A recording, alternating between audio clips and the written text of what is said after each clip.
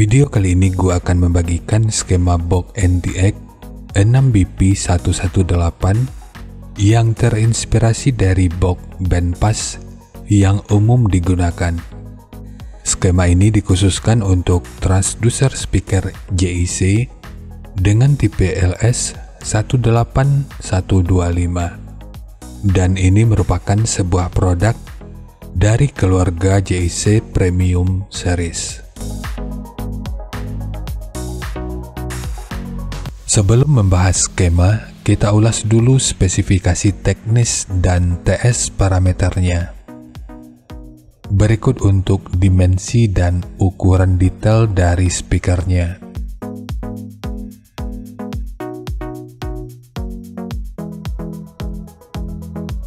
Kemudian untuk nominal diameter, ini ukurannya adalah 460 mili atau 18 inci.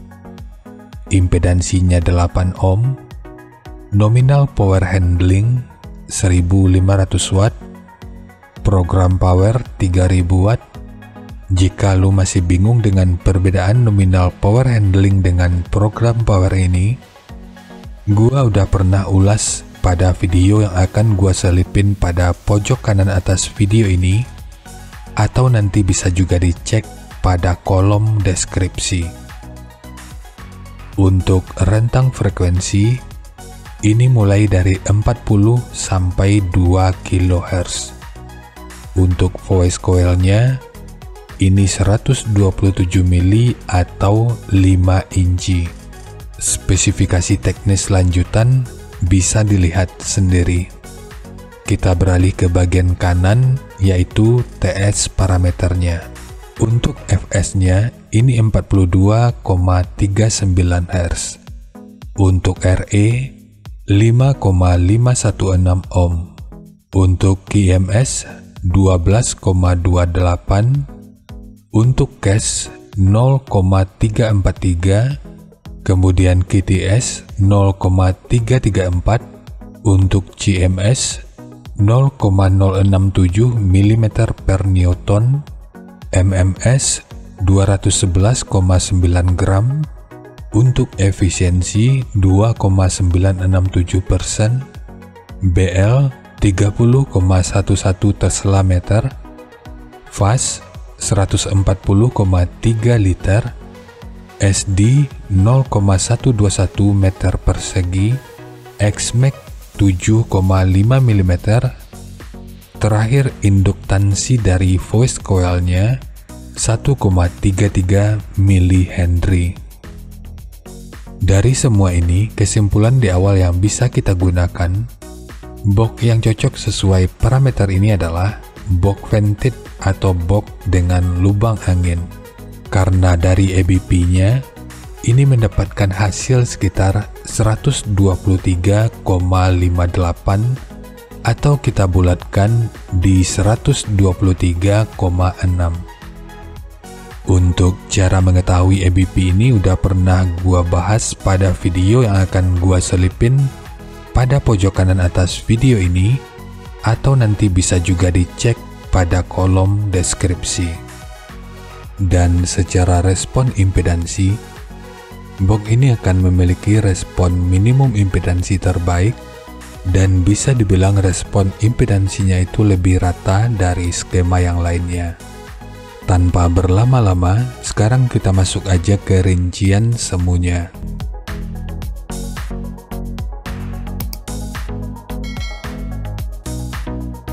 Untuk rincian semu, poin yang akan kita gunakan di sini adalah nominal power handlingnya, yaitu 1500 watt pada minimum impedansi 6 ohm. Kenapa bukan 8 ohm? Ini karena 8 ohm itu merupakan nominal impedansinya. Dan saat speaker bekerja, impedansinya itu akan terus berubah tergantung frekuensi yang dihasilkan. Jadi impedansinya bisa lebih rendah maupun lebih tinggi. Jadi amplifier yang direkomendasikan itu adalah amplifier yang mampu menangani minimum impedansi di 6 ohm. Meskipun tentu aja tetap bisa menggunakan amplifier yang cuma mampu di 8 ohm, Namun untuk frekuensi yang berada pada impedansi 6 ohm, tentu nggak bisa diproduksi dengan lebih maksimal. Kemudian rekomendasi titik potong bawahnya di sekitaran 45 Hz dan atasnya di sekitaran 90 Hz. Dan ini sifatnya nggak mengikat, jadi nanti bisa dicoba aja sesuai dengan karakter yang diinginkan. Begitu juga dengan slope, nanti juga boleh menyesuaikan. Kemudian untuk puncak SPL-nya, ini diperkirakan mencapai sekitar 130 desibel. Dan semua ini merupakan rincian semu. Jadi bisa lebih baik atau bisa aja lebih buruk dari yang diperkirakan. Karena efisiensi akhirnya itu juga akan dipengaruhi oleh beberapa faktor. Apakah itu kerapian dan kepresisian dari pembuatan box, kualitas bahan, hingga equipment yang digunakan. Dan berikut referensi yang gua gunakan dalam mendesain skema box speakernya. Jadi dari transfer function magnitude ini kita bisa melihat, meskipun dipotong di 45 Hz, frekuensi 43 Hz itu udah bisa direspon pada minus 3 dB dan 47 Hz pada 0 dB. Sementara untuk atasnya, frekuensi 113 Hz itu udah bisa direspon pada 0 dB dan 130 Hz pada minus 3 dB. Kemudian untuk respon dari portnya, pada daya 1500 watt, pergerakan udara pada port utama ini diperkirakan sekitar 13,5 meter per detik. Sementara untuk port kedua, ini diperkirakan sekitar 9,7 meter per detik.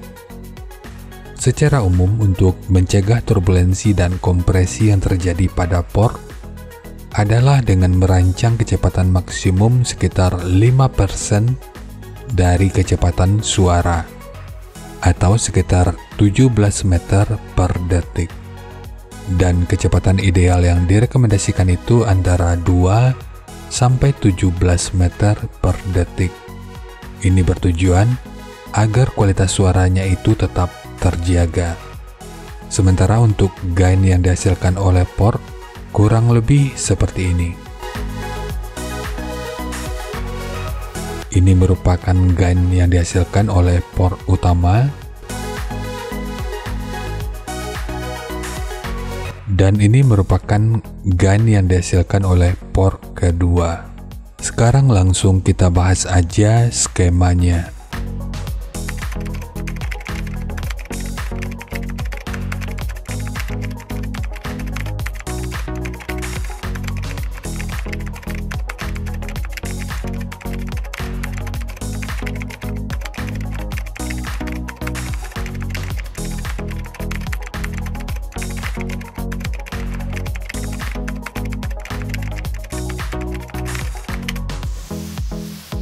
Untuk ketebalan multiplex, ini menggunakan multiplex dengan ketebalan 18 mili. Kita mulai dari tinggi. Jadi tinggi box ini adalah 600 mili, panjang ke belakang 760 mili, kemudian lebarnya 900 mili. Jadi ketiga poin ini merupakan ukuran terluarnya. Untuk setiap portnya, ini menggunakan ukuran 160 mili. Kita mulai dari port yang ini. Untuk kedalamannya yang kalau kita ukur dari sudut ini sampai ke sudut yang ini ukurannya adalah 500 mili.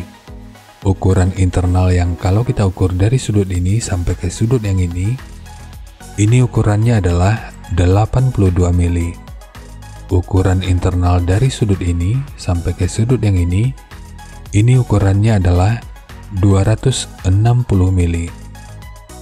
Ukuran internal yang kalau kita ukur dari sudut ini sampai ke sudut yang ini ukurannya adalah 568 mili.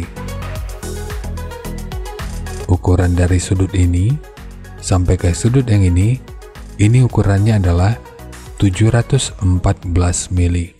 Ukuran dari sudut ini sampai ke sudut yang ini ukurannya adalah 390 mili. Kemudian untuk por utama ini ukurannya 160 mili, mulai dari depan ini sampai ke bagian dalam ini. Untuk triplek yang ini, ukuran internalnya 118 mili dan ukuran eksternalnya 125 mili. Dan tekukan ini, ukuran internalnya 25 mili dan ukuran eksternalnya 40 mili. Kemudian untuk triplek dari dudukan speaker ini menggunakan dua lapis, satu sebagai dudukan utama dari transdusernya, dan satu lagi sebagai penguat dari dinding dalamnya. Jadi untuk pemasangan, transdusernya akan menghadap ke sisi yang ini, sementara magnetnya ada di ruangan ini. Dan gak hanya dudukan speaker, dinding belakangnya juga dibuat dua lapis.